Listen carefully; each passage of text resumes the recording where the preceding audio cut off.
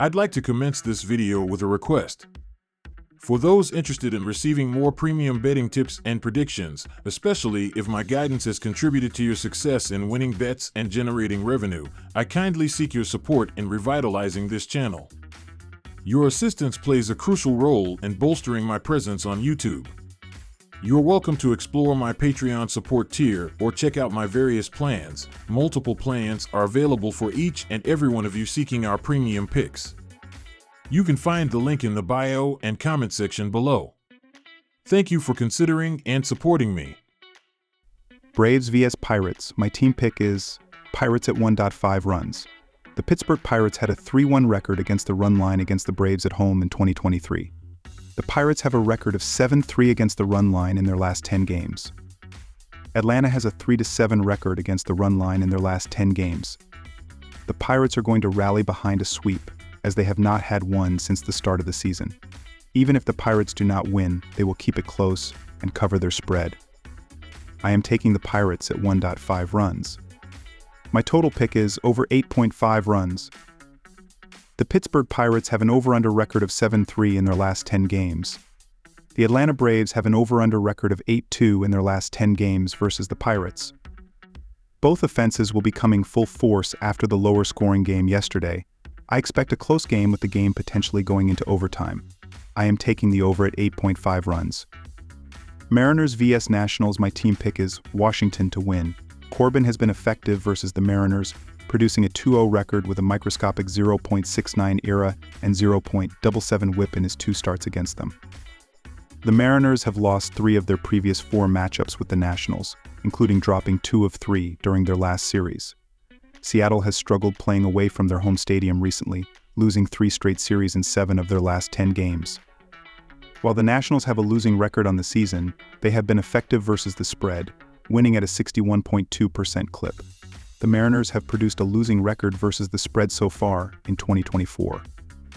They have been held to 1 run in 3 of their last 5 contests. The Nationals pitching staff has excelled at Nationals Park this season, producing a 3.92 ERA and allowing 3 runs or less to their opponents in 4 of their last 6 in front of the home crowd.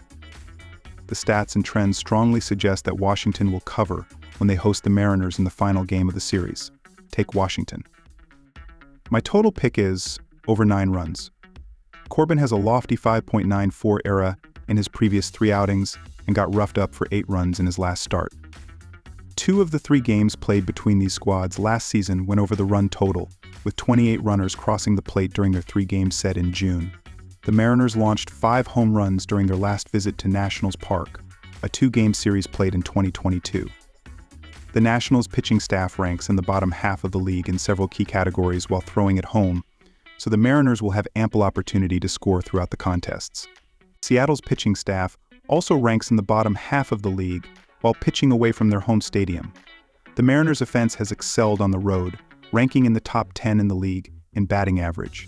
Seattle has pushed or gone over the run total in 6 of their last 8 games overall and 3 of 4 on the road. Most signs point to a higher scoring affair in Washington. Take the over. Brewers vs Red Sox. My team pick is Brewers to win. The Milwaukee Brewers have been the better overall team and should be able to showcase that here.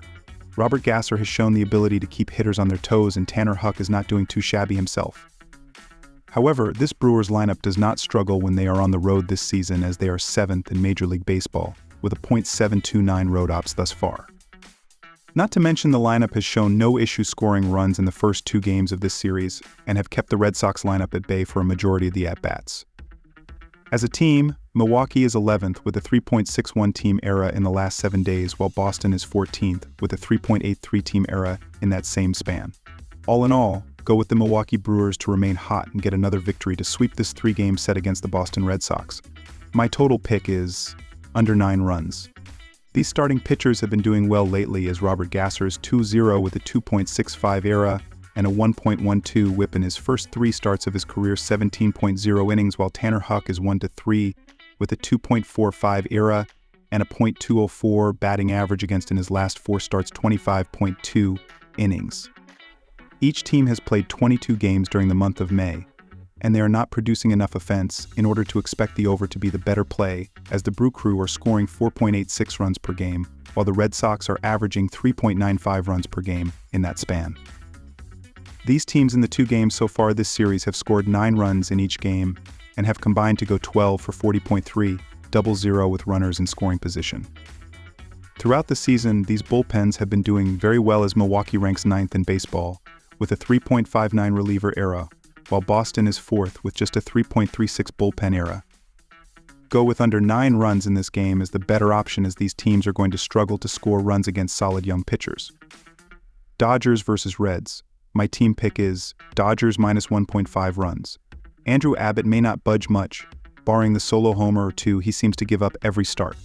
However, the relievers behind him allow more fly balls and line drives than every other bullpen in the league. Against a lineup that has the 3rd most home runs, that's not a good mix, especially in Great American Ballpark. So expect the Dodgers to crush the ball as always, especially late. Then, they just have to trust that Yoshinobu Yamamoto will pitch to the tune of the 2.25 ERA and 4.0 record team is 5-0 he's flashed in his last 5 outings. LA's bullpen is 3rd in ERA, which will slam the door shut late. Trust the Dodgers to win by a few runs. My total pick is over. Giants vs Mets. My team pick is Giants to win. The San Francisco Giants were able to secure a 7-2 10-inning road win on Saturday against the New York Mets, and it helps going 8 for 38 with 4 walks and 9 strikeouts. The team was able to do damage in the extra frame as they scored 5 runs in the 10th inning. Mike Yastrzemski had the team's only extra base hit with a triple. San Francisco went 4 for 12 with runners in scoring position and left 7 Giants on the base. Ryan McKenna stole his first base of the season as well. Jordan Hicks pitched 5 innings and they needed to use 5 relievers to get through the final 5 innings. Logan Webb is going to be on the bump for the San Francisco Giants and is doing decently well as he is 4-4 with a 3.03 ERA and a 1.33 WHIP in 65.1 innings of work. The hitters are not hitting for much power against him as he has allowed just 2 homers this season. Webb is coming off a no decision against the Pittsburgh Pirates where he pitched 6 innings and gave up a pair of runs on 6 hits with 1 walk and 6 strikeouts. Until the Mets can prove to play a full 9 innings right now, why would we want to bet on them to win? It feels like the team is just in free fall right now as things continue to be all over the place. The Giants have shown the ability to win games and the Mets are just 10-16 on the road this season. These offenses in the last 30 days show a massive difference as New York is 24th with a .663 team ops while San Francisco is 11th with a .711 team ops in that span. All in all, go with the San Francisco Giants to win here. My total pick is over 7.5 runs. The New York Mets continue to find ways to lose games heartbreakingly as they lost 7-2 in 10 innings at home against the San Francisco Giants. The Mets struggled as they were just 4 for 35 with 5 walks and 14 strikeouts at the plate. Starling Marte and Brett Beatty each hit a solo home run in the game to get the runs on the board.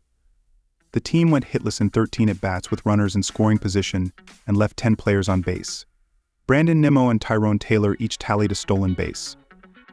Luis Severino looks solid with 7 innings of 1-run ball, but the bullpen was unable to shut things down. Veteran southpaw Sean Manaea is going to be towing the slab for the New York Mets for this game, and is 3-1 with a 3.11 ERA and a 1.29 WHIP in 46.1 innings. However, his command is not where it needs to be with 21 walks to 41 strikeouts. Manaea was able to pick up a win against the Miami Marlins where he threw 5 innings and allowed a pair of runs on 5 hits with 1 walk and 4 strikeouts. These starting pitchers have shown the ability to give up runs at a decent level as Logan Webb is 1-3 with a 5.34 ERA and a .317 opposing batting average in 6 road starts while Sean Manaea is 0-1 with a 3.48 ERA and a .221 batting average against in 4 games at Citi Field this season. These bullpens are doing an okay job, but they are also giving up some runs as the Giants are 23rd with a 4.52 reliever ERA while the Mets are 7th in Major League Baseball with a 3.55 bullpen ERA right now. These teams have showcased the ability to score some runs, and the Mets are not going to go 0 for 13 with runners in scoring position, often so go with over 7.5 runs in this game.